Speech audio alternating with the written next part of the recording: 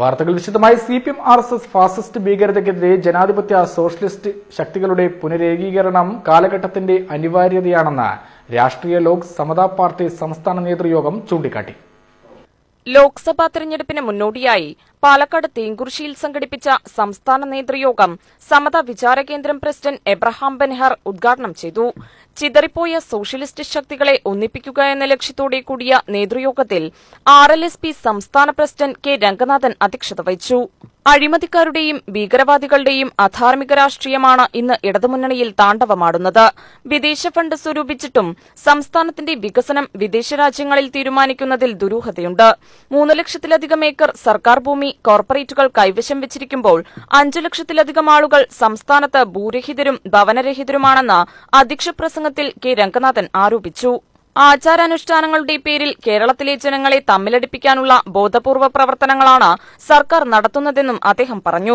ശബരിമല വിമാനത്താവളം ഇതെല്ലാം ചർച്ച ചെയ്യുന്നതും കേരളത്തിന്റെ നവകേരളം ചർച്ച ചെയ്യുന്നത് ദുബായിൽ വെച്ച് UAE വെച്ചാണ് നടത്തുന്നതെന്ന് പറയുമ്പോൾ എന്തോ നേതാക്കളുമായിട്ടുള്ള ഒരു ബന്ധം, ദുബായുമായിട്ടുള്ള ബന്ധം ഊട്ടിയുറപ്പിക്കുന്നതിന് വേണ്ടിയുള്ള ഗൂഢാലോചനയുടെ ഭാഗമാണെന്ന് ഇന്നത്തെ യോഗം നമ്മൾ വിലയിരുത്തി. യോഗത്തിൽ ലോക് താന്ത്രിക് ജനതാദൾ നേതാവ് M സുഗതൻ, വേലായുധൻ ശ്രീനന്ദനം, MV സ്വതന്ത്രകുമാർ, പരമേശ്വരൻ, പയന്തി സുരേഷ്, ഗോപാലകൃഷ്ണൻ എന്നിവർ പ്രസംഗിച്ചു.